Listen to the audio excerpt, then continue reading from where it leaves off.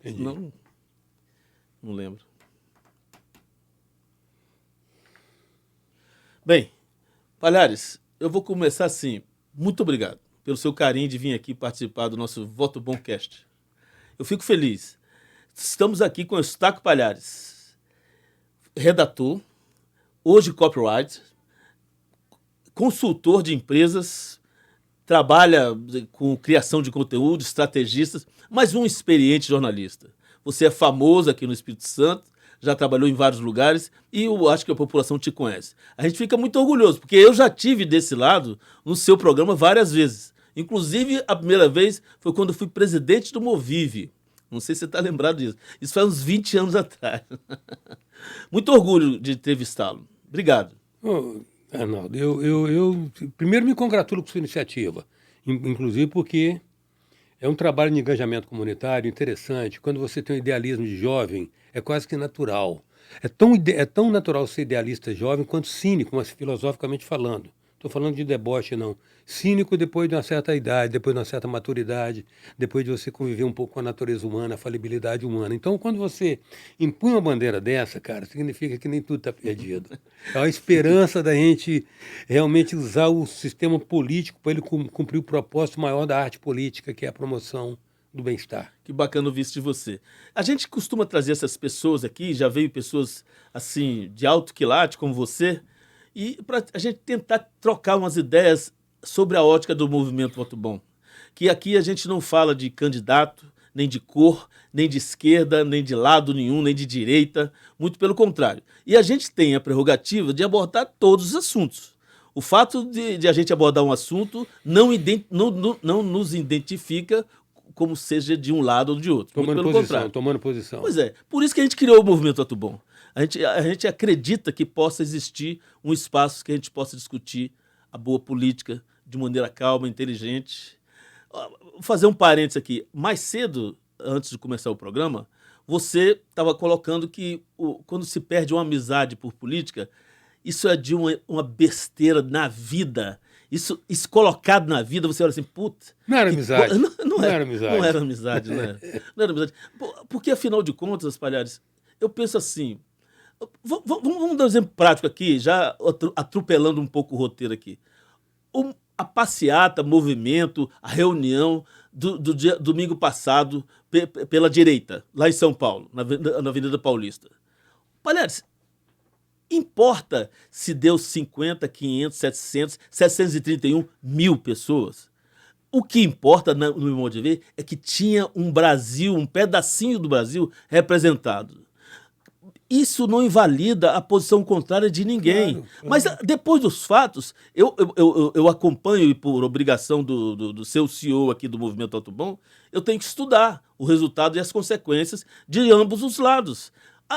O pessoal da esquerda só se pregou no fato de que tinha tanto número de pessoas. Pô, aí eu falei, mas eu quero saber o que vocês podem fazer para anistiar as pessoas ou não anistiar. Ou seja, os argumentos, ou penas mais leves ou não leves, se o Supremo está realmente avançando o sinal, para o Brasil crescer, a gente sair dessa pauta, ir para a pauta de tecnologia, ir para a pauta da taxação do Trump, mas com inteligência e união do país. Arnaldo, há uma coisa muito perversa nisso, que é o seguinte, é a contaminação do assunto pela polarização, entendeu? Na vida digital, onde você é um mestre, na vida digital, na informática, o 01 é bem-vindo, porque é o alicerce, a estrutura de tudo é o 01, né, o binário. Mas o raciocínio binário, ele é reducionista, ele é muito pobre. É isso ou isso. Mas por que está acontecendo isso? Não, porque na verdade, de repente o povo continua sendo tangido. Acabou a mídia tradicional, felizmente acabaram-se os velhos cartórios da informação. Eu fui protagonista de um desses cartórios, mas sei como é que essa coisa funcionava, tá entendendo? E essa dispersão, nós estamos vivendo um momento ainda de assimilação da nova cultura. Todo mundo emite, todo mundo recebe, todo mundo é emissor, então está gerando um transe. Me permita contribuir, isso é muito inteligente, olha só. Nós dois já fomos de esquerda. Eu fui diretor do DCE da Universidade de Vila Velha, com muito orgulho, foi um pedaço da nossa história que a gente fez, inclusive a faculdade crescer. A gente queria média 7, mensalidade na grade. tinha nada mais essencial para alguém se formar em qualquer curso superior. Bem, você também, estava me contando aqui, também participou ativamente daqueles movimentos de esquerda. Tá certo, a gente sonhava na utopia de ser socialista, comunista, ou social-democrata cristão, aquelas coisas lá. Bem, mas aquela identidade acabou. Agora, o que pauta a esquerda ou a direita são as narrativas e a agenda, né? Eu queria saber, mas não tinha binarismo. Tinha, o número de partidos era menor, mas não era nós contra eles. Tinham pessoas, a gente discutia as ideias, a gente ouvia. O que mudou? Na verdade, é o seguinte, como você falou bem, né? Hoje está sendo colocada uma agenda e uma narrativa, né? A narrativa desde Goebbels, lá de Hitler, já se aprendeu. Uma verdade repetida várias vezes, uma mentira repetida várias vezes, assume formas de verdade. Então, o que aconteceu é o seguinte, primeiro, outra coisa também que eu acho que... Tem um componente, cara, básico nisso que a gente não tem conseguido mensurar, que é o seguinte, em 1970, nós tínhamos 90 milhões em ação. 50 anos depois, nós temos mais que o dobro da população. Sim. Tem que se saber como é que essa coletividade se expandiu, quais são os recursos da informação que essas pessoas tiveram acesso, para não ficar comprando. Você vê que a velha mídia ainda funciona. Quando você tem dados de uma passeata, de uma manifestação na Avenida Paulista, igual de domingo, você tem que saber o seguinte, mas a informação é de quem, cara pálida? Para você saber, para você confiar no dado ou não. Então, hoje, na verdade, o que está se exigindo de nós eu entendo o seguinte, nos últimos 20 anos, a gente está vivendo um processo de assimilação de uma tsunâmica transformação a partir do advento da internet. A internet mudou tudo. Perfeito. Mudou tudo. Tem toda a razão. Dos últimos 2 anos, então, agora com o advento dessa inteligência artificial banalizada no nosso cotidiano, a coisa é assombrosa. Para eu, que tenho o privilégio de estar aqui há mais tempo, vivemos tempos de ficção científica. É verdade. Mas eu vou implicar com você um pouco sobre uma parte que você comentou aí. E eu quero que você ilumine essa provocação. Aliás, por favor, vocês que são de esquerda, que estão nos ouvindo, não vai nenhuma defesa a nenhum lado. É só uma questão de explicar os fatos. Os quartéis, as frentes dos quartéis foram ocupados no momento atrás. A razão era porque a falta de transparência, os argumentos... Razão não, desculpa. Os argumentos era a falta de transparência na apuração eleitoral e o comportamento do TRE em coordenar o processo eleitoral. E aí as pessoas, alguns, se revoltaram e acamparam no Exército. Claro, veja bem, tem exagero de todos os lados, em qualquer movimento, até no estudantil, tinha gente que queria jogar pedra e tal, e a gente fez um movimento de paz, não houve violência nenhuma, a polícia nos protegia e protegia a faculdade. Muito pelo contrário, eu acho que as palavras podem ser uma boa arma de atuação e de agente de mudança. Bem, o fato é que, naquela época, não sei se você lembrava, começou a acontecer coisa que nunca tinha acontecido, uma intervenção do judiciário nas decisões, inclusive do presidente eleito.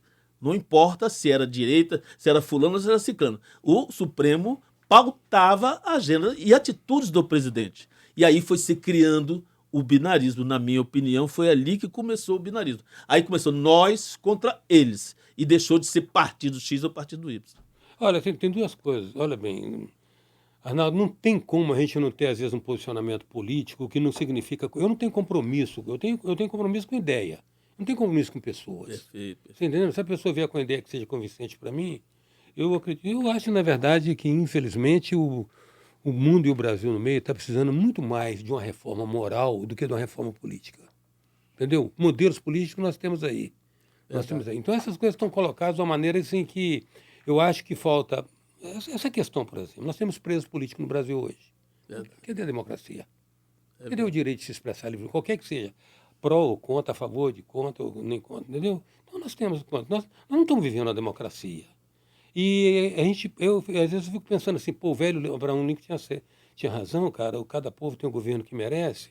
Porque quando a gente vê a omissão da sociedade, a gente também tem que respeitar que o medo é o instinto mais básico do ser humano. O cara tem medo, a pessoa tem medo, está levando a vidinha dela tranquilo, vai se manifestar, daí a pouco está estigmatizada, está marginalizada. Olha bem, eu tive uma discussão dentro de casa, nesse domingo, dentro de casa, e aí eu sou visceralmente dialético, eu gosto da dialética, eu gosto da tese, da antítese, porque eu acho que a partir a verdade multifacetada, sabe, existem realmente 360 pontos de vista em qualquer assunto, que é o número de graus num círculo, dependendo da posição que você tiver. Sempre haverá 360 pontos de vista, entendeu? Interessante, Mas olha interessante. bem, anistia, como assim? Anistia é para crime que foi cometido. Qual o crime que foi cometido? Ah, o crime de 8 de janeiro? Como é que é a história de janeiro? Vamos contar essa história direito? Perfeito. Como é que foi o negócio do vandalismo lá?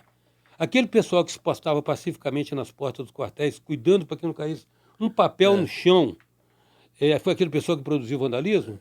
Todas aquelas imagens que se viu depois de infiltração, inclusive de uma suposta coordenação do então ministro da Justiça, Flávio Dino, tudo isso é escanteado porque aí você tem uma componente perversa nisso de uma mídia engajada e, sinceramente, patrocinada. Perfeito. Está entendendo? Porque se não tiver patrocínio, não há engajamento. Se tratando desse. Palhares, deixa eu te interromper aqui. Eu peço até desculpa, mas assim, é muito importante. Essa fala sua é a pauta dos debates nos botecos, nas reuniões, nas redes sociais, em casa, que separam irmãos, que é se houve golpe, se não houve golpe, se deve acontecer anistia, se não acontecer anistia. Eu já vi pessoas inteligentes do meu círculo de amizade contra a anistia. Parece que não é um brasileiro. Eu vi também. Assim, me surpreendeu. Porque, veja bem, olha só, que tivesse quebrado. Faz de conta que fosse possível aquela senhora de 67 anos, ou, aliás, o pipoqueiro, o vendedor de algodão que estava lá também, estar tentando dar um golpe. Se for, No golpe de dia de domingo, né? Com as instituições vazias. sem liderança, sem nada. Com as instituições Veja vazias. bem, eu queria saber de você o seguinte: o que você poderia falar para essa pessoa que, com certeza, ele continua inteligente? Eu não sei o que está, assim, fazendo ele argumentar dessa O maneira. que eu poderia falar, posso falar rapidinho. Qual a escala de moral desse meu querido interlocutor? Olha bem, nós temos aí um Sérgio Cabral, condenado a 400 anos, solto. Nós temos um Gedel, 50 milhões de dólares Vieira, solto. Nós temos tantos bandidos soltos. Aí, de repente, é uma manifestação cívica, onde houve alguns excessos menores do que todos que o MST já produziu, inclusive invadindo estações experimentais, de experimentos agrícolas, menor, e é tratado assim. Porque está claro isso. Eu acho que essa história toda, ela começa com dois eventos bastante icônicos. Um, quando Zé Disseu falou, nós não queremos o governo, nós queremos o poder. O governo é uma coisa acessória, uma coisa meramente simbólica. Meramente simbólica. Há quem ache Consequência. até quem acha que o presidente mande. Está entendendo? Numa Constituição parlamentarista. Esse foi um primeiro aspecto. Um primeiro aspecto. O segundo começou quando a Lava Jato, aquele promotor da Lava Jato, Dallagnol, ele começou, até enquanto a Lava Jato estava fazendo a Operação Mãos Limpas do Brasil, resgatando a dignidade de quem tem vergonha na cara nesse país, estava tudo bem. Quando ele começou a puxar os boletos de Gilmar Mendes e Dias Toffoli, aí começou a queda da Lava Jato. Então, pô, vamos fingir que a gente não vê isso? Entendeu? Eu não estou querendo ter posição nenhuma. Eu estou querendo simplesmente resgatar a minha origem de jornalismo. O jornalista, ele estampa os fatos. Se ele quiser opinião, ele vai para o editorial, ele assina um artigo, assina a coluna, mas ele estampa os fatos e deixa ao leitor que consome a sua informação o direito de emitir uma opinião e o direito de julgar. Eu sinceramente, tomara que as suas palavras colaborem com alguma reflexão de alguém que esteja nos ouvindo, para que a gente consiga conversar sobre o tema, gente.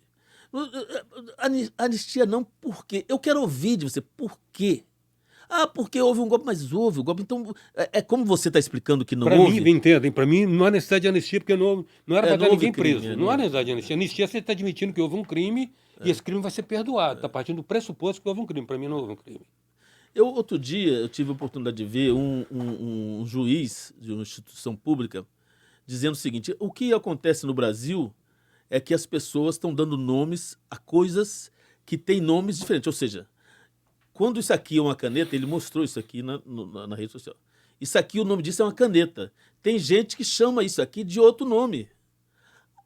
Ele me fez pensar o seguinte: olha só, mas vocês estão falando que isso aqui é uma caneta.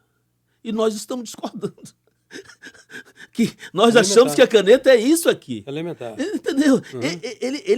Eu acho assim, é tão interessante, Palhares, a maneira, o pedestal que eles falam como se fosse do céu. Eles são tão superiores a nós, que discordamos. Eu não estou falando nós, fulanistas, ou os ligados a partido, ou o nome de uma pessoa qualquer. Eu estou falando uma pessoa que discorda. Arnaldo, veja bem, vamos lá. Nós tivemos uma eleição presidencial altamente suspeita. Vou admitir. Eu estou proclamando, né? Eu acho que não vai ter nenhum respingo esse excelente voto Boncast aí, que eu estou assumindo completamente minhas declarações. Nós tivemos uma eleição presidencial ostensivamente suspeita. E o cara que ganhou por 50,8 contra 49,2. Olha bem, se nós formos disputar qualquer coisa, se você questionar a metodologia, é legítimo, então, que a disputa seja regrada pelo método que eu defendo e pelo método que você defende, para ter validade, para ter legitimidade. Perfeito. Ela não pode ser unilateral. Claro. Não pode, não, vai ser a minha. Não, a métrica é minha, Arnaldo. A métrica é minha. Claro. Não pode ser. Não Então, pode ser. então, tudo bem. É excesso de... Ficou amplamente comprovado que a vulnerabilidade da urna eletrônica. Entendeu? E aí a coisa caiu no folclore, né? Porque a informação, quando ela banaliza, ela perde a veracidade. Banalizou-se tantas informações sobre a vulnerabilidade da ilha. Só que a coisa ficou assentada. Eu me lembro de uma reunião do ex-presidente Bolsonaro, uma reunião ministerial dele, devassada, e eu acho que o Supremo exigiu a transmissão da reunião. E me lembro também quando o Supremo impediu a nomeação do superintendente da Polícia Federal. Foi. Meu irmão, se quem não quiser entender o lado que as coisas estão tomando no Brasil, é porque ele está fazendo, tipo, está sendo bom para mim, é melhor não me manifestar. Pois é nessa linha que a gente criou o movimento Voto Bom, viu, Palhares? A gente tem a esperança, a expectativa e a dúvida, que, segundo Fernando Pessoa, ele tem uma citação que diz que a dúvida é a centelha que diferencia o ser humano do animal irracional.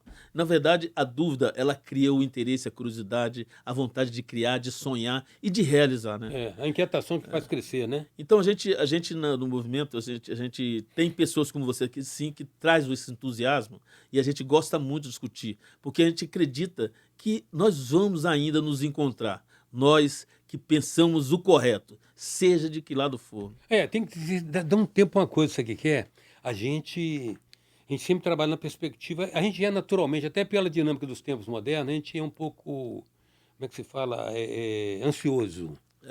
Há um tempo para as coisas. Há um tempo para as coisas. Né? E a verdade é o seguinte, de fato, é uma das poucas boas que sobrou da experiência do Collor, aquele acidente de percurso na vida brasileira. Como, de uma certa maneira, eu acho que o Bolsonaro também foi um acidente de percurso na vida brasileira, o tempo é o senhor da razão, ele é o dono da verdade. O tempo revela, o tempo vai mostrar. O que nós dois temos em comum é que a gente não concorda com a estupidez pacificada, né? Adormecida. Eu vou ficar latente. Em casa, estou vendo que a estupidez está acontecendo, não vou fazer nada. Nós estamos fazendo a nossa parte aqui no Voto Bomcast. Então, eu vou fazer aqui, aproveitando e tentando organizar a nossa pauta aqui, que é gigante, apesar de que eu sei que a gente vai demorar umas 3 horas para esgotar o nosso assunto aqui. Eu vou contribuir com a pauta para dinamizá-la. Sim. Nós vamos lançar um programa em parceria com o jornal A Tribuna, TV Tribuna, que vai ser muito legal. Veja bem, o Movimento Voto Bom, ele tem tentado ampliar suas ferramentas de diálogo. Então, nós temos a rede social, nós temos o Voto Bomcast, temos as publicações via artigos, temos um livro que eu escrevi, que Burro Eu, Burro Você. Aliás, esse livro, eu acho que a melhor parte do livro é o título, porque, na verdade, é de uma indignação do caramba, porque tem político que tem certeza que somos burros, eles não têm dúvida, não, ele tem certeza absoluta, né? Eu acho que a gente vai acabar com essa dúvida, mostrando que nós somos inteligentes, como alguns que querem levar o país para frente. E aí, vamos lançar esse programa aí. Na dúvida, duvide.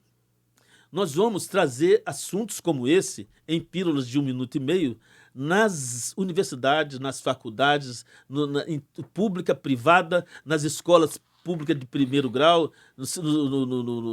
não fala mais primeiro grau, né? Estudo secundário. Fundamental, médio. Fundamental, médio. Então, porque nós acreditamos que ali vão nascer novas gerações. E nós queremos trazer a dúvida, para trazer talvez conhecimento ou informações que eles possam escolher um caminho, que é a missão do Movimento Voto Bom. A gente tenta contribuir com dados, informações, trazendo pessoas como você, que dá um depoimento desse e faz alguém pensar assim, pô, tem razão, não vou brigar por política. tem razão, vou pensar bem, não houve nenhuma liderança, não houve tal, ninguém estava armado. Então, quer dizer, vamos conversar mais com o meu amigo, com aquele cara que eu não conversava, mesmo que ele seja esquerda, que seja direita, vou trazê-lo para reflexão. É essa a nossa vontade que as coisas aconteçam. Vocês aguardem, nós vamos lançar. Na dúvida, duvide. Bem, continuando aqui, como a gente conversou nos bastidores aqui, em São Paulo, eu andei acompanhando alguns movimentos na USP e em algumas outras universidades, inclusive privadas, do movimento estudantil, da Uni, para conseguir espaço para cotistas trans, que são pessoas que têm um caminho sexual deles que pertence à vida particular deles, não está na pauta, não está em discussão, é direito e deve ser respeitada, inclusive constitucionalmente com direitos trabalhistas, ou seja, como uma pessoa comum. Eu acho essa burrice nós já passamos. A opção sexual não tem nada a ver com direitos preservados pela Constituição Federal, ok? Agora eles conseguiram um espaço na USP para cotistas, ou seja, cotistas das minorias. Eu não vou discutir os cotistas de outras minorias, como as dos negros e tal, mas eu vou dizer o seguinte, existem várias outras minorias.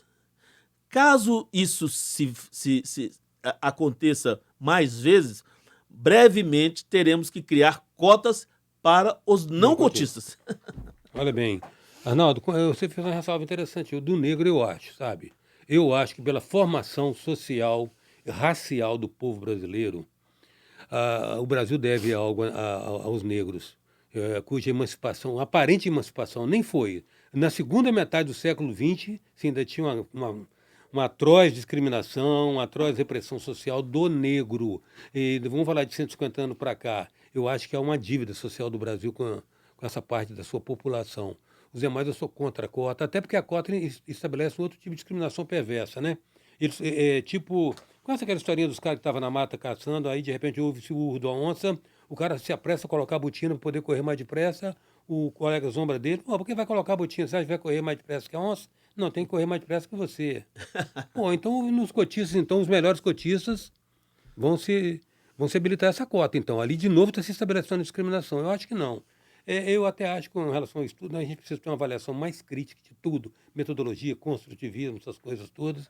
Mas entendeu? deixa eu perguntar uma coisa. Veja bem, o trans, eu não sei se alguma organização de alguma universidade consegue identificar um trans e aí traçar uma estratégia de preconceito. Uma definição de perfil, porque, né? veja bem, como é que o cara era barrado na universidade?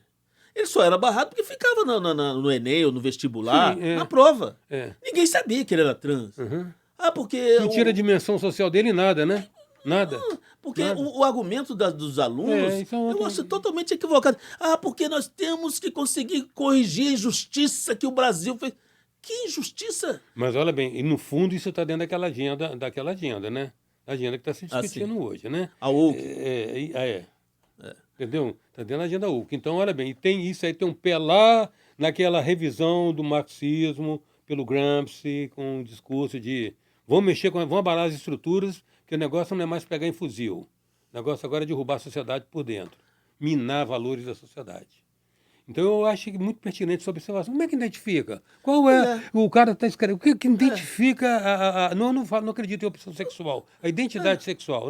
Não acredito que a pessoa escolha, tá entendendo? Ela tem, por algum aspecto da sua formação psicológica, ela resulta naquela personalidade e pronto. Mas como identificar isso para efeitos discriminatórios? Não tem. Milhares de pessoas, senta lá um trans lá no canto da praia, reprova aquele ali que é trans. Não existe isso. Desculpa, mas... Então eu acho assim... Mas é a agenda UC, na verdade é a agenda UC. Sim, é a pauta, né?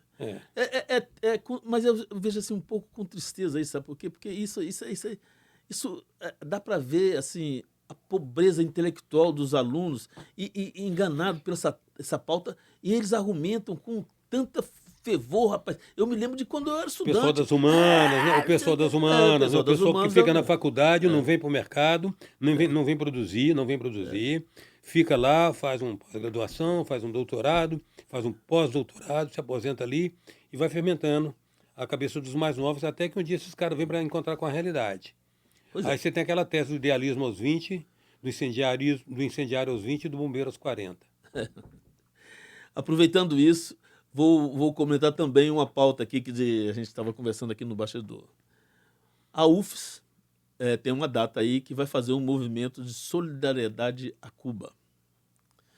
Eu entrei em contato com algumas pessoas, eu não sei se era o coordenador, alguma pessoa que postou na rede social e tal, mas não tive resultado e tal, e eu tenho até interesse de ir, se puder participar. Eu quero ouvir, porque solidariedade a Cuba, vamos lá. Eu entendo assim, do meu ponto de vista, eu acho que Cuba é um país triste, ou seja, arrasado. Um país lindo, bonito, com uma população talentosa, bacana, alegre, um espírito de luta. Espartano, Pô, né? bacana, Espartano. mas sacrificado, completamente escravizado pela economia, pela falta de dinheiro, pela falta de oportunidade, por ser proibido sonhar. Aí acontece uma solidariedade aqui na nossa universidade com dinheiro público, que eu me sinto também dono da universidade, que eu acho que é um centro de cultura, porra. Agora, o que é? Eu perguntei, solidariedade, como assim? Vocês querem elogiar o sistema que estão lá? É solidariedade, eu vou levar uma cesta básica. Eu disse isso. Acharam que eu estava gozando, que eu estava... Não, porque solidariedade é o compromisso, estão passando fome, levar uma cesta básica. E não é mais filosofia de política. Não, isso é aparelhamento, não é filosofia, isso é aparelhamento. Isso é um aparelhamento ideológico. E tudo bem, eu acho que, de novo, eu volto a falar, talvez por eu ser bem velho e ter bastante já tempo, eu talvez me outorgo esse atributo de poder, joga com o tempo que o tempo vai revelar. Quando o muro de Berlim caiu em 89, para que lado que o povo correu? A Alemanha é ocidental. Ninguém correu para... Não. Qual o problema de sair de Cuba? Qual o problema de sair de Cuba, se não quiser ficar lá? Entendeu? Então essas coisas assim, agora aqui é natural, é da índole do jovem e tem que ser assim, desde um cara alemão chamado Werther, um personagem de Goethe que produziu uma onda de suicídio na Alemanha, o jovem realmente idealiza, romantiza. Você vê Guevara, Ernesto Guevara na camiseta, virou um ícone de consumo e uma camisa, dependendo da camisa dessa lá na Quinta Avenida, é caríssimo, deve ser no mínimo 50 dólares. É verdade. Vai estudar a vida de Guevara. Aí você tem também a mídia ajudando a formar, a compor essas personas que não resistiriam a um exame da sua vida real. É verdade, é verdade. Então, Arnaldo, deixa eu te antecipar uma coisa. Pois não. Quero louvar de novo isso aqui, porque a gente tem que insistir em acreditar na boa política. Eu tentei lançar até no ano passado, coincidindo com você, dizem que as ideias às vezes estão igual passarinho, né? Estão no ar. Você estava lançando isso, estava tentando lançar um manual que eu fui buscar patrocínio, mas vi que as empresas não quiseram se associar muito com a campanha. Tipo, só tem político ruim porque tem eleitor ruim. Perfeito. Meu tema era esse. Que isso? Aí lembro do velho Platão, que dizia que o castigo do bom cidadão quando se omite da política é ser governado pelo mau cidadão. O que está acontecendo no Congresso hoje? O Congresso tem 60% dos seus integrantes com o rabo preso no Supremo Tribunal Federal. O castigo nosso é isso. Esse é um grande resumo. É verdade. Eu acho assim, de uma maneira muito rápida e com volume muito grande, eu acho que as redes sociais, volume de informação, que eu digo, ela é uma oportunidade para a gente corrigir e é uma oportunidade para a gente ser atacado, ou seja, ser governado, né, com fake news e mentiras, que é o nosso ponto de pauta aqui. Eu até coloquei uma frase aqui, o que aconteceu com o jornalismo? Porque outro dia eu presenciei uma repórter, eu não sei nem se pode chamar de repórter, mas assim, não vou esconder, assim, foi uma rede grande aqui do Brasil, patrocinada, de fato, que a gente sabe que é patrocinada, porque só justifica uma posição como aquela e as outras que a gente acompanha com patrocínio, de fato, né? Ela não dá notícia, Palhares. E você, como jornalista, 30, 40 anos de jornalismo, com sua experiência, eu queria entender, principalmente para a juventude. Fala como se fosse para um garoto de 15 anos. Palhares, antigamente, a gente lia o jornal para ficar informado. A gente discutia a notícia. E discutindo a notícia, a gente tinha pessoas a favor ou contra da notícia. Então tinha uma integridade a notícia. Uhum. A pessoa foi para a televisão e quase assim, me chamou de burro, eu lendo ela. Como é que alguém pode decidir apoiar aquela passeata em São Paulo? Aquilo ali é um... Como é que pode prender a pauta no Congresso por causa de anistia, que se alguém está preso? Isso não interessa ao Brasil. Gente, porra... Não, mas olha bem, você está falando de muita coisa, exceto de jornalismo. Isso não é jornalismo, nem nunca foi jornalismo. Entendeu? É claro que há muito veículo de comunicação que se passava como veículo da comunicação e de jornalismo, que não professava esse jornalismo como ele é proposto. Há um mito no jornalismo, no velho jornalismo, que era o mito da isenção, o mito da imparcialidade, desde que a gente sempre está contaminado por algum tipo de elemento. A convicção da gente, o senso da gente do que é certo e errado, ou o senso da gente do que seja verdade ou não é verdade. Mas a gente lutava contra isso para buscar ser isento o máximo possível. A não ser nos casos em que o veículo, assumia claramente uma posição, logo ela defendia aquilo, apesar de qualquer coisa, e era antagônica da posição contrária. Mas todo jornalismo trabalhava muito na perspectiva de buscar isenção. O que é isenção? Tentar descrever objetivamente o fato. Objetivamente, eu estou falando sem subjetividade, sem opinião pessoal, descrever o fato e deixar ao julgamento do leitor, do consumidor da informação, o seu juízo sobre aquele assunto. Essa aí, em tese, é a proposta do jornalismo Perfeito. saudável. Exceto aquele, como eu já disse, que é o jornalismo engajado. Há países em que você tem, os partidos têm um jornal, e nesse caso é óbvio que a linha editorial daquele jornal vai se alinhar com a linha partidária. Mas a proposta do jornalismo é ser realmente olhos e sensores da comunidade. Só que ao longo do tempo, foi se percebendo o seguinte: você tinha dois elementos de corrupção no jornalismo. Você tinha o proprietário do veículo, que o jornal é uma empresa. É uma empresa, tem que pagar salário e render lucros, apesar de que pode render outro tipo de lucros, não monetários, como prestígio, conceito, poder, relacionamento. Né? Nós tivemos uma relação perversa aqui no Espírito Santo, que talvez se reproduzir em todo o Brasil. O empresário dependia do político que cortejava o jornalista. Entendeu? Pô, cara, eu não cheguei a pegar, na geração imediatamente anterior à minha, jornalista viajava de avião de graça.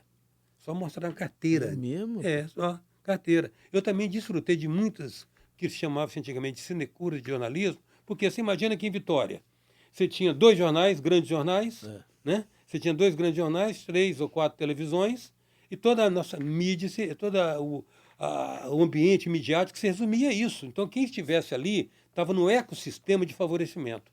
Querendo ou não, estava. Se um cara assinasse uma coluna, eu me lembro, tem um governador aí, um ex-governador aí, que ele virava amigo de infância do colunista de plantão. Se você assumisse a coluna, dia seguinte estava recebendo um telefone do governador e tal. E isso nos deu uma falsa, isso atrapalhou um pouco, inclusive, a formação, às vezes, psicológica da pessoa, do jornalista enquanto pessoa. O cara, às vezes, Mas isso entrava até na redação dos grandes jornais? É mesmo? Tudo. Algumas redações da maneira mais deslavada, outros com mais pudor, mas também assim. Entendeu? Então, aí vem a internet e esculhamba tudo. Acaba com tudo. O que a internet está mostrando? Está mostrando que a imprensa parece que sempre foi mentirosa. Mas veja bem, a mentira passou a ser uma ferramenta estratégica para vender jornal, para vender views, para vender seguidores. Não, quando você citou o exemplo da televisão, se você não citou, eu não vou citar, mas se eu quiser, eu vou citar. Você fica à vontade.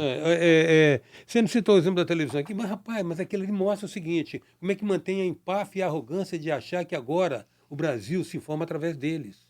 O Brasil está se informando através de outros canais, e quando eles vão emitir a opinião deles, opinião deles, opinião da pessoa mesmo. Aquela opinião resulta totalmente contrastante com a realidade que o povo está vendo aqui fora. É ridículo, honestamente é ridículo. Como diria eu antigamente, seria cômico se não fosse trágico. Nós tivemos grandes jornalistas, né, que inclusive já faleceram, mas assim, a gente tem...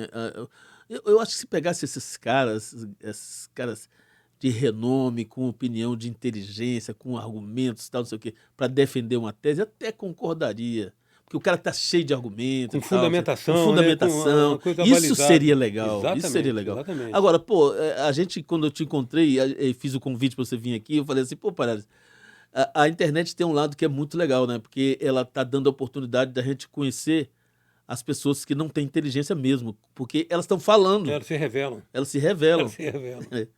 E aí, portanto, essa jornalista que apareceu nessa grande rede de televisão brasileira, ela se atreve a se achar ela quer salvar o país, né? Ou rotular o espectador de idiota, né? Ou tratar como fosse um retardado. Esse tema, um momento atrás, nós fomos fazer uma palestra numa escola pública, onde nossa plateia tinha 120 garotos, adolescentes de 15, o mais velho tinha 16 anos, ou seja, a maioria não tinha votado ainda. Não poderia votar. Aliás, ninguém tinha votado, mas tinha 2 ou 3 que já tinham 16 anos. E aí eu fiquei assim, assim, não me assusta falar para gente madura, com oposição contrária. Eu adoro a diversidade de opinião, de fato, me faz assim ser mais atrevido. Agora, com essa galera, eu falei assim, nossa senhora, que eu vou falar aqui? Mas depois eu sentei no meio dele e comecei, porque eles olham para você com um olhar, tipo, fala para mim como é que é o caminho de se viver bem, qual o caminho ideal porque a gente deve trilhar e tal. E a gente começou conversando devagarzinho sobre rede social e tal, e entramos no voto bom e tal, não sei o quê, para elucidar algumas alternativas que eles vão decidir quando puderem, quando quiserem, com a ajuda dos pais, dos professores, que são pessoas inteligentíssimas, a decidir o voto. Eu pergunto a você, talvez a gente vai ter outro Brasil só quando trocar a terceira geração? Não, deixa eu aproveitar. Esse tema é muito rico e você está me provocando. Então eu vou falar, né? Por Claro que favor. sou responsável por todas as minhas palavras. Não, você pode ficar à vontade. Já de algum tempo eu deixei de ser democrático. Sério mesmo. Não, sério, não sou fascista. Já de algum tempo eu cultivo a aristocracia. Eu sou aristocrático. Se você restaurar Explica isso pra o gente. sentido da palavra. A aristocracia é o governo dos melhores da sociedade. Dos melhores. A própria sociedade pode definir quem são os melhores. Entendeu? A aristocracia é o CDF lá da classe. Entendeu? Que às vezes nem sempre na vida é o vencedor. O cara do fundão da classe às vezes é o empreendedor que não sabia fazer matéria nenhuma daquelas, mas no mercado se revelou um cara esperto, um mestre e tal. Mas a aristocracia é o governo dos melhores. Dos melhores. E aí o que é melhor? Aí você vai definir o que são os atributos de qualidade. Quem são os melhores? Quem é o cara que tem uma ficha limpa? Quem é um cara que já demonstrou na sua vida pessoal e particular uma postura de integridade, a capacidade de realização, entendeu? O melhor é nesse sentido, não é no sentido discriminatório, não. Então é muito, por exemplo, uma sociedade em que você tem 2, 3% concentrando talvez 60% da riqueza do país, você não pode falar de uma sociedade igual. Não é uma sociedade igual. Se você tem 75%, 80% aí vivendo para comer, eu não estou falando da sociedade igual. Qual é o discernimento que essas pessoas têm, privadas que são da informação e de senso crítico, de escolher, não sei, às vezes, trocar o voto realmente pela promessa de 1 quilo de picanha? Qual é? O que eles podem fazer? Eles não podem nem serem julgados. Entendeu? Então, a sociedade, por exemplo, se você falar assim, foi-se dada... Por isso que o socialismo na sua origem, eu acho ele o melhor do sistema, na sua origem. Entendeu? E eu vi isso, eu vi modelos práticos implementados na Escandinávia. Vai lá na Suécia, na Dinamarca, na Noruega, na Finlândia, lá o que se faz? Você assegura condições de arrancada igual para todo mundo e a chegada depende do esforço de cada um. Por isso que também eu sou contra a cota. Entendeu? Que isso, cara? O cara tem uma deficiência, então, entendeu? A largada tem que ser é investida pelo governo, mas a chegada é o esforço de cada um, cara. Lá se paga 60%, 70% de imposto. Mas tem entendeu? retorno, né? Mas a rainha da Suécia, quando vai dar luz, ela vai na maternidade pública e o rei pega pega metrô, cara. Entendeu? Então nós temos exemplo claro, inclusive a gente está precisando ressignificar algumas palavras para elas não perderem... Entendeu? Não perderem o uso. A questão da política, onde nasce a política? A gente começa a entender a política como a política, né? Política é a atividade da polis, quem vive na cidade, quem vive junto do outro. Traduzida depois como a arte da promoção do bem maior. Ela nasce. Vamos rememorar uma referência mais estruturada dela nas ágoras gregas de 600 anos antes de Cristo. O que acontecia? Todo mundo ia lá e a gente discutia um assunto, nós 2 iam discutir um assunto, o seu argumento era melhor que o meu, a galera ficava com você. Chegou um momento que a democracia participativa não foi mais viável por aspecto quantitativo. Então, se colocou a democracia representativa. E aí nós entramos com um problema seríssimo, a falibilidade do caráter humano. Caramba. Entendeu? Porque o homem tende à corrupção, dependendo da moeda. Quantas vezes eu me corrompi por sentimento? Eu já me corrompi por sentimento. Entendeu? Quantas vezes a pessoa se corrompe pela ideologia que ele acredita ser a mais correta? Outros não, por outro critério, por dinheiro, por prestígio, por poder, por vaidade. Mas o homem, a questão da corrupção está muito inerente no espírito humano. Eu me lembro de uma situação no Congresso que votaram uma lei, havia uma posição absurda lá, flagrantemente afrontosa contra a sociedade. Aí o deputado zombou do repórter e falou: cara, vocês estão esperneando aqui, vocês vão bater na gente uma semana, depois vocês esquecem.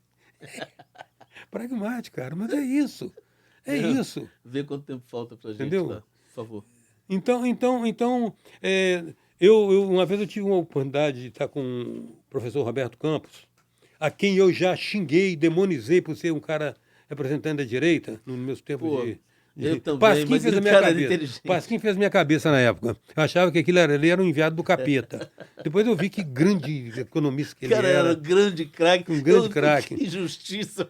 E eu fiz uma pergunta a ele, assim, rapaz, isso tem muitos anos, tem 25 anos, eu fiz uma pergunta a ele, assim, professor, com o advento da internet, como fica a democracia representativa?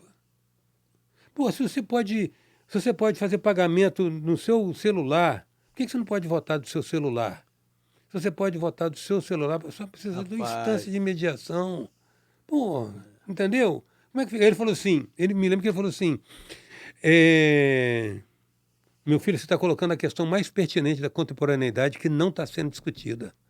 Aí ele conta essa história toda, democracia participativa, a tecnologia permite hoje a democracia participativa. Nós podemos votar direto, se quiser, se o sistema deixar, né? Nós podemos... Eu não sei se interessa. As instâncias de mediação, tem que ser criadas instâncias insuspeitas de mediação. Porque aí acaba com um monte de... Muita coisa, vai acabar com muita coisa. Então você vota, cara. Você vai ter um CPF que seja. Nós estamos escrevendo outro livro, tem um capítulo que a gente estava discutindo com o pessoal de São Paulo sobre isso.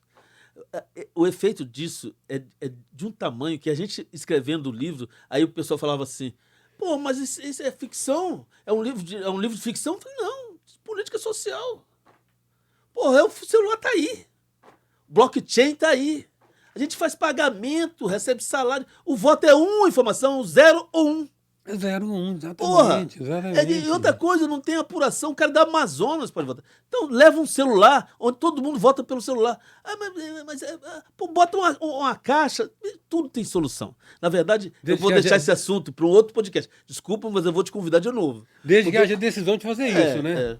Agora, eu queria aproveitar, nós temos ainda 15 minutos e eu estou assim, feliz demais cada hora que a gente conversa aqui. É de muita inteligência a gente conversar com pessoas que têm essa cabeça, essa visão e essa simplicidade em tratar desse assunto como você. Obrigado, mais uma vez. Mas eu queria dizer o seguinte, nós estamos criando mais uma ferramenta de falar sobre o movimento Voto Bom, ou seja, sobre o voto bom, que o movimento é uma palavra que foi necessário a gente usar para que a rede social não entendesse que voto bom fosse um partido. Entendi. E aí nós colocamos o movimento. Sobre o voto bom, criamos aliás, estamos criando o estatuto agora para fazer um lançamento na rede social e vamos levar isso e brevemente eu vou te pedir opiniões, eu vou te convidar no ar aqui para você ser um colaborador do movimento com a sua inteligência aí, sua colaboração, sua boa vontade aí com a nossa cidade, o nosso país. Vamos criar o vereador cidadão. O vereador que está eleito também é cidadão. Mas ele é vereador cidadão político. Nós somos só vereador cidadão. O que esse cara vai fazer? Ele vai fazer tudo que o vereador faz, só não vai ter salário. O vereador normal... Tem um amigo nosso que propôs isso e recebeu muitas ameaças. É Lucas, doutor. Meu brother. Pois é, mas a gente tem que levar essa ideia de novo.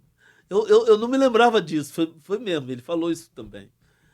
Mas nós não vamos lançar isso contra os vereadores eleitos, não. Nós vamos fazer o vereador... Lucas tem um defeito e uma qualidade. Ele é bom de sonho, de realizar... Geralmente são outras pessoas que realizam. Por exemplo, o Movive foi eu que realizei. Eu falei, Lucas, para de sonhar, pô, senão eu realizo essa merda. Hein?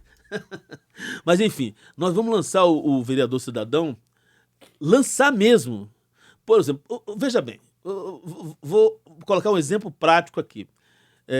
Um vereador eleito tem 2.000, 3.000, 4.000 votos, ele vai para o prefeito, para o executivo, e exige 30 cargos. Uma coisa que a gente vai fazer, protocolar um processo para proibir o vereador de ter cargos indicados por cargo comissionado. Cara, se acabar com isso, a gente consegue um pouco, pelo menos, né, assim, à luz do eleitor, acabar com essa influência, essa dependência de executivo para o legislativo, que seria para a cidade, para o país, para a vida de todo mundo, inclusive do próprio vereador, uma maravilha. Então a gente criaria. Eu, por exemplo, já sou um vereador cidadão, eu vou protocolar na Prefeitura, no Ministério Público e na Câmara um projeto de lei que é uma minuta de uma ideia com justificativa, obrigando todo mundo que compra bike elétrica se submeter a um treinamento, nem que seja treinamento de consciência. Ou seja, você vai comprar uma bike, mas quem tem prioridade é o pedestre.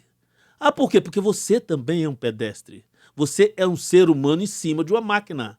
Quem tem prioridade é o pedestre. Porque na nossa cidade, eu não sei se você está lembrado, tem o calçadão e a ciclovia dividido por pintura. Não é espaço, é o mesmo espaço.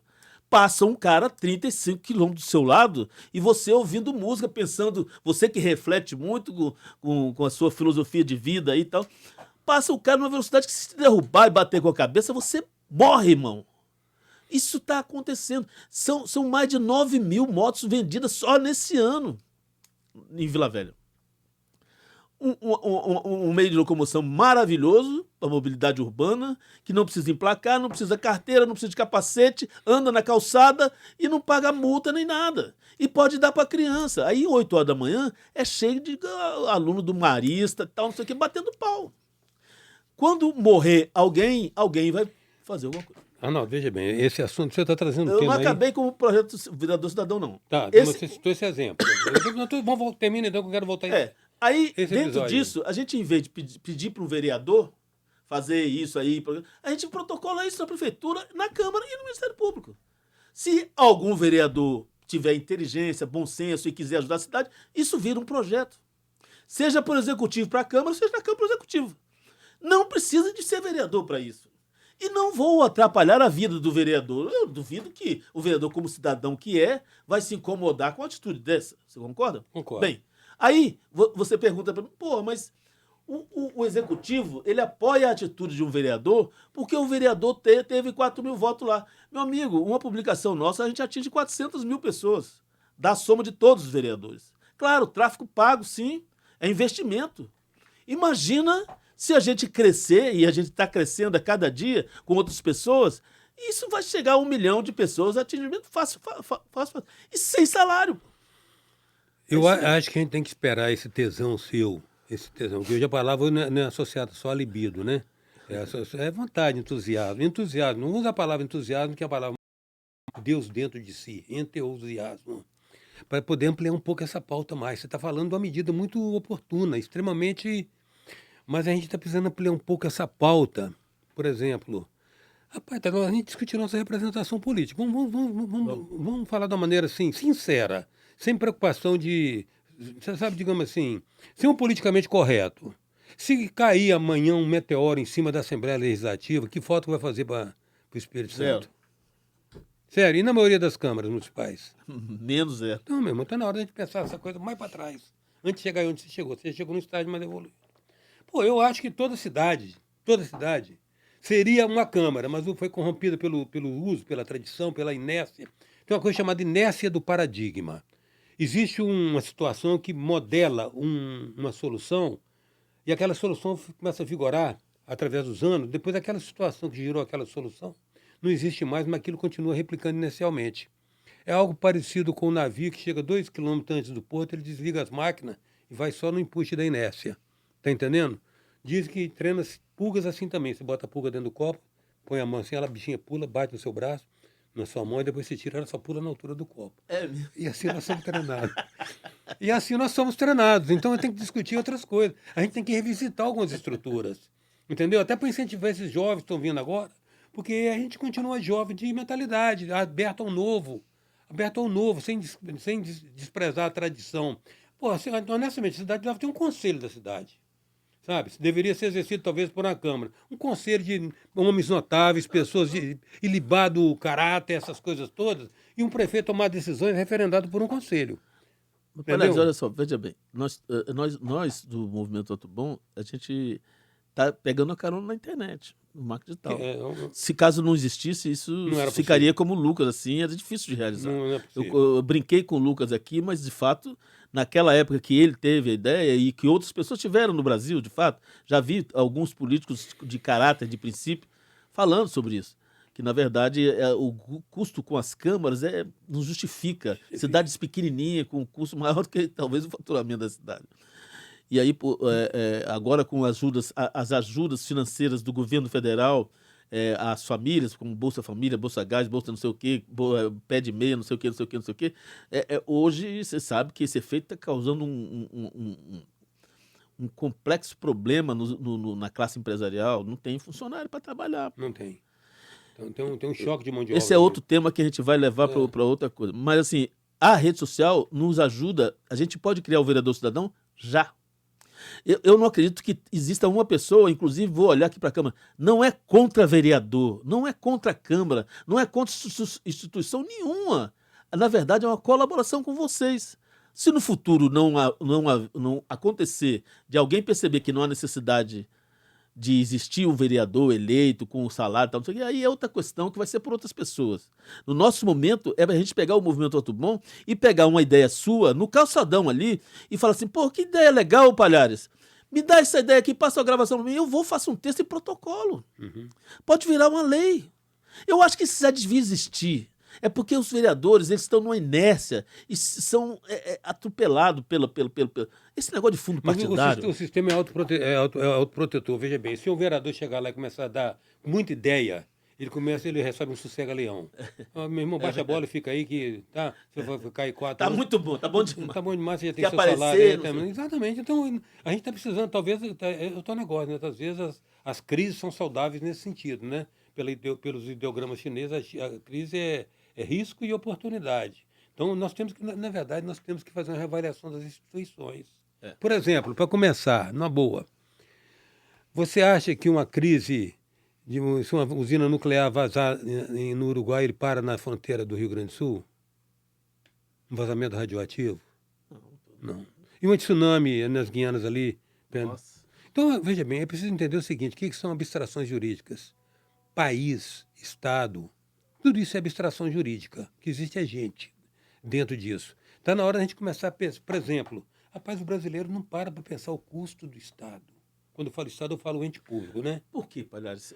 Porque não nos é ensinado para a gente o seguinte, ó, cuida do seu cotidiano, cuida do seu imediato, cuida do que sobra no final do salário, no final do mês que sobra no final do salário, não nos é ensinado isso. Palhares, E o Estado é caro, o Estado é muito caro. Palhares, não é assim, é vendido a todo cidadão brasileiro que é impossível você chegar até essa mudança.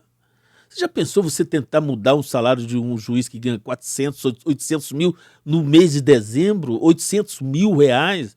E o cara se defender dizendo que aquilo é direito. Não é privilégio, é direito não é privilégio, adquirido. É direito adquirido, Puta, veja bem, Palhares, é esse país que nós estamos vivendo. E aí nós, no nosso cantinho lá, o poder local da cidade, lá no bairro humilde, ele vai falar, pô, tá muito distante, cara, de mim, eu não consigo. Nós temos uma justiça do trabalho que ela consome mais dinheiro para se manter do que para promover as indenizações que são devidas à classe trabalhadora. Então, esse dado é importante. Mas o que está acontecendo é o seguinte, que realmente nós somos naquilo que interessa aos que estão aí. É cada um por si. O Estado por ninguém. Entendeu? Nós estamos aí, cada um por si. Aí nisso há dispersão, não há aglutinação, não há consenso, não há união, e as coisas seguem. Até o momento que o sistema social, ele, de uma certa maneira, tem uma convulsão. Vai acontecer isso para a nossa geração com a questão da Previdência Social. Entendeu?